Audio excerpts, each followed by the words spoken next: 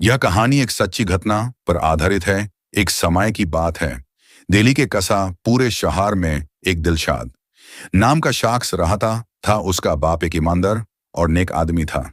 किसी रोज की अचानक कम के दौरान तबीयत बिगड़ने से उसकी मौत हो गई तो उसका बेटा अकेला पड़ गया। बेटा हर रोज मैं रात को अपने बाप की कब्र पर फातिहा पढ़ने जाता था। तभी एक रोज उसकी नजर एक काले शख्स पर पड़ी। उसको देख कर वह हैरान हो गया, या कौन है जो हर रोज रात को चेहरा ढककर फातिहा पढ़ने जाता है। एक दिन उसने सोचा कि जरा देख कर आओ, आखिर कौन है रोज आता है या कैसा शख्स है।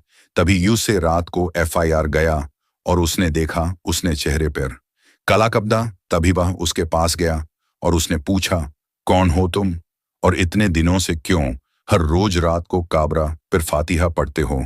तो उसने जवाब दिया, तुम्हारे बाप का मेरे ऊपर बहुत एहसान है।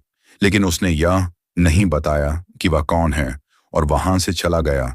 तभी एक रोज अगले हफ्ते फायर उसी शख्स के पास पहुंचा रहा था और उसे हिम्मत करके पूछा कि तुम्हारा नाम क्या है।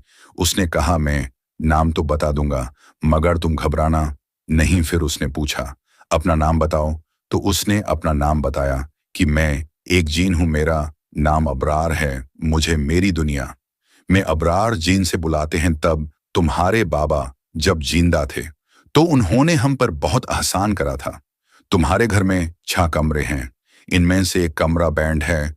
तो उसने कहा, उस कमरे में हमें जाने की इजाजत नहीं है, उसमें तो ताला लगा हुआ है। FIR अबरार जिन जब तुम्हारे बाप ने यह जमीन खरीदी थी तो इसमें एक नीम का पेड़ था और उसमें हम सब रहते थे।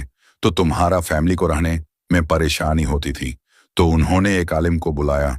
तो आलिम ने बताया कि तुम्हारे घर में एक जिन रहते हैं कि मैं इन्हें पढ़ाई के जरिए यहां से भगा सकता हूं, मगर तुम्हारे बाप ने हमें नहीं भगाया, हमें रहने की जगह दी और कहा कि ये तुम रह सकते हो। उनका आईएसी एहसान को मैंने एक मदद समझता हूं और इसीलिए मैं हर रोज रात को उनकी कब्र पर फातिहा देता हूं। अबरार जिन की वह बात सुनकर वह लड़का हैरान हो गया और फायर वह वहां से चला गया। और यही बात अपने दोस्तों को बताई कि आदमी हो या मखालुए जिन, अगर हम नरमी और अच्छे अखलाक से हर किसी से मिले तो हमारे लिए इंसान ही नहीं मखालू के भी साथ देंगे शिक्षा नेकी कर दरिया में दल।